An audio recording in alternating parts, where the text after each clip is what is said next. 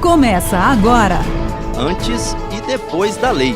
Os direitos e deveres do cidadão brasileiro e os passos da justiça. Olá, esse é o Antes e Depois da Lei. Os direitos e deveres do cidadão brasileiro, os passos da justiça e as decisões que mudaram histórias de vida.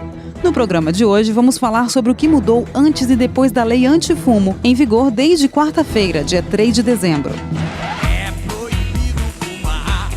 Fumar é um hábito que já foi bem aceito pela sociedade. Antigamente era uma questão de estilo, elegância e até de saúde, acredita? Nos anos 60, você podia fumar em qualquer ambiente fechado, como restaurantes, cinemas, e não existia nenhuma lei sobre o assunto. É o que explica o advogado Rômulo Sulz. Era livre, existia a anuência do poder público com a fabricação e a comercialização. Só existia isso. Na TV era comum os comerciais sobre o vício. O administrador e ex-fumante José da Silva Viana conta que começou a fumar porque achava que fazia bem. Por ver as pessoas fumando, eu me interessei em fumar, por ser bonito. A gente achava que fazia muito bem, que a gente fumando seria um bom jogador de futebol, um bom jogador de vôlei, um bom nadador. Era a impressão que a mídia passava para nós.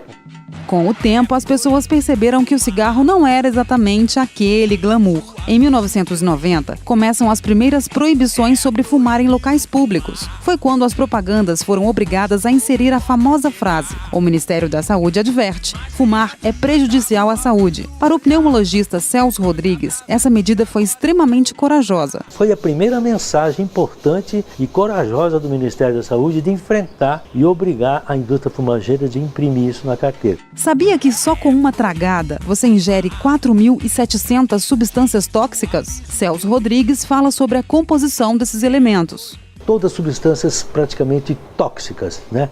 É a mesma composição química do petróleo.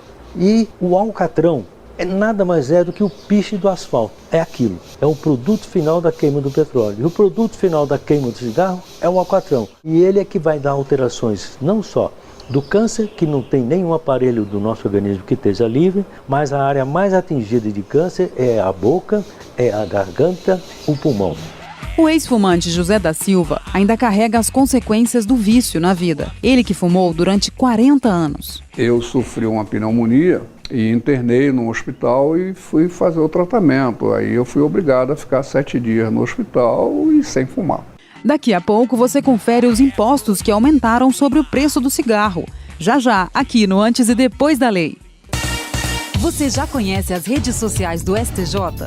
Estamos no Facebook e já temos 772.953 curtidores. Lá você acompanha notícias, dicas e informações úteis com uma linguagem super fácil. Acesse facebook.com/STJ Notícias. Curta também o Twitter, Tumblr e SoundCloud com o endereço /STJ Notícias. Estamos de volta com o Antes e Depois da Lei. Hoje falando sobre o tabagismo, que há anos atrás era até sinônimo de status e poder. Em 2011, o decreto 7.555 definiu aumentos anuais de imposto sobre a venda de cigarros até 2015. Para você ter uma ideia, um maço de cigarros custa de R$ 6 a R$ 7. O fumante paga R$ 5 só de carga tributária. Depois da lei, as propagandas de cigarro também ficam proibidas. É o que explica a diretora de Vigilância do Ministério da Saúde, a Débora Malta. Você pode fazer essa exposição só nos ambientes de venda e também com uma série de restrições. Esses expositores, eles devem ter pelo menos 20% da sua área reservada para as advertências sanitárias. E essas advertências sanitárias, elas serão fornecidas, então, pelo Ministério da Saúde, pela Anvisa. Então, também ele terá que afixar uma série de informações acerca do preço mínimo do cigarro e também da proibição da venda para menores. Antes e depois da lei. Os direitos e deveres do cidadão brasileiro e os passos da justiça.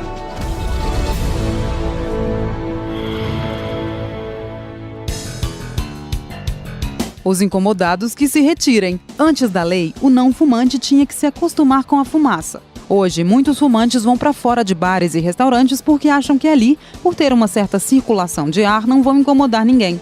Mas o economista Fernando Lima diz que já se aborreceu com esse tipo de situação. Direto, principalmente locais assim abertos, isso é constantemente. A gente deixou bem claro que a gente estava saindo por causa dela.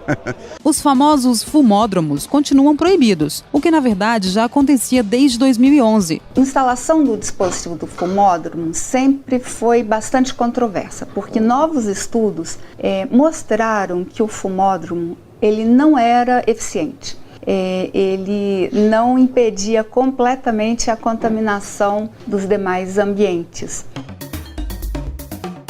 Depois da lei, fica proibido fumar em lugares fechados, mesmo que só parcialmente. Se isso acontecer, a multa vai para o comércio, não vai para os fumantes. O estabelecimento pode receber multas que variam de R$ 2.000 a R$ 1,5 milhão. Para a auditora de Vigilância Sanitária, Mônica Mulser, quem estiver em local fechado e se sentir prejudicado deve falar.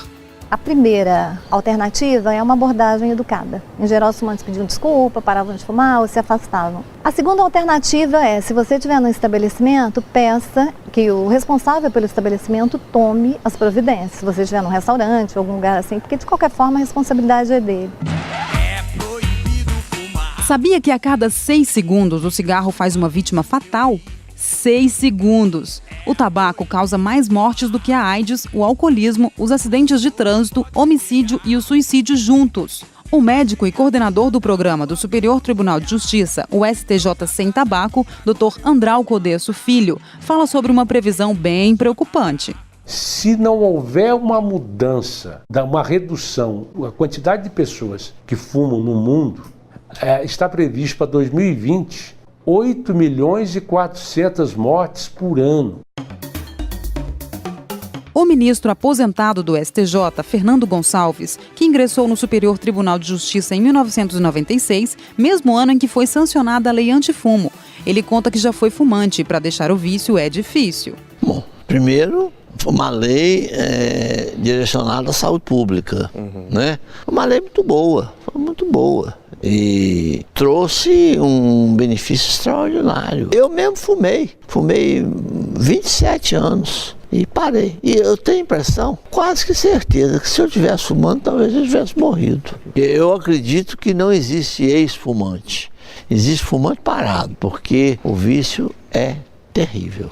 Se você deixa de fumar, mas cai na tentação de 1 ou 2 vezes colocar um cigarro na boca, você volta. Antes e depois da lei, os direitos e deveres do cidadão brasileiro e os passos da justiça.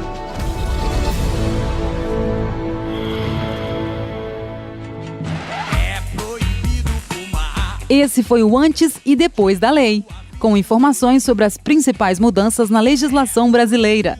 Lembrando que você pode sugerir uma lei para a gente explicar aqui no programa. É só mandar um e-mail para antesedepoisdalei@stj.jus.br. Obrigada pela sua sintonia e até o próximo programa.